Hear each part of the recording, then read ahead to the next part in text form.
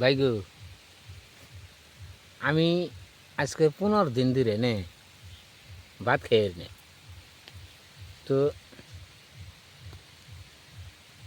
ভিতরে যে কি হয়েছে কিছুই দিশাবি না। ইতিমধ্যে একটা কথা মনে পড়লো কি, আমার মা বাইসা থাকতে কইল যে বেশি যদি ভাত না টানে ভিতরে, তাহলে পিঠাপিঠ 2-3 দিন গুমা হাক কতরি তুইলে ভালো করে ভাইজা খাইবা না, দেখবা এইরকম হজম শক্তি হবো।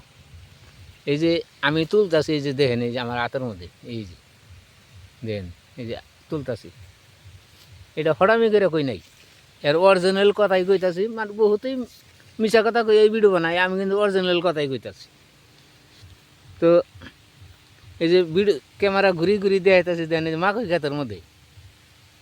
ক্ষেতের মধ্যে তুলতাছি, দেখেন এই যে কীরকম হয়েছে, বুঝছেন না? তাতে এই যে উপরে দেখেন এই যে সাঁতারের লাইনও আছে, দেখেন গম গম গম গম করতেছে, লাইন চালু, লাইনটা দেখা যায়। এই যে দেখেন, এই যে খোড়াটা দেখা গেছে, এই যে উপরেও তার দেখা গেছে, ওই যে তার দেখছেন। তো আপনারা সবাই দোয়া করবেন যে আমার যাতে হজমি শক্তিটা আল্লাহ ভালো করে।